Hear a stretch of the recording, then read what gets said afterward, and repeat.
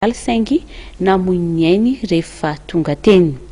Fa lafombaovao hafa kosa indray dia amin'ny alarobia 5 ny volana martsa ho avy izao no ankalazaina ny taombaovao malagasy. Ny talata 4 ny volana martsa kosa no hanatanterahana ny tsy mandrimandry. Ny andinindin'izay no arahantsika ao anatin'izao fanazavana izao.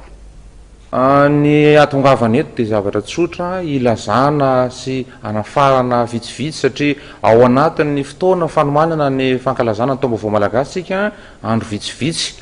Ny taombaovao malagasy araka ny fahafantatsika dia ny 4 sy 5 ny volana martsa, zany hoe amin'ny atalasa sy alarobia no ankalazana azy.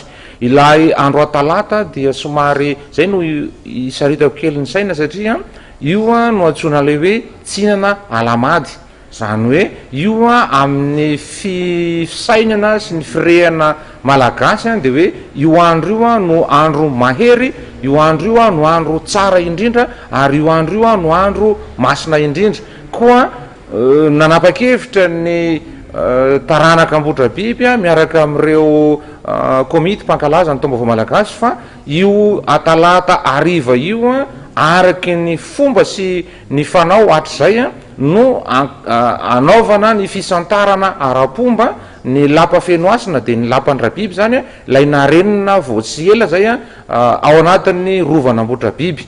Amin'io talata ariva io zany rehefa mirehitra ny afo-tsy maty, rehefa vita ny arendrina alohan'ny idirana amin'ilay tsy mandrimandrina lay hoe balia populaire ozy izy tsika, dia ao anelanelan'izay no anaovana io fanamasinana sy fisantarana ny lapa fenoasina io. Dia mirary atsika mba hatratra zany fotoana zany ary mangataka amintsika mba samy angataka sy hivavaka ny tsirairay mba ho tena ho masina io lapa io hiverina ao anatin'ny saina tsirairay fa lapa napetraka ho fivavahana izy io fa tsy ho musée fotsiny ihany akory arak'izay heveran'ny maro azy.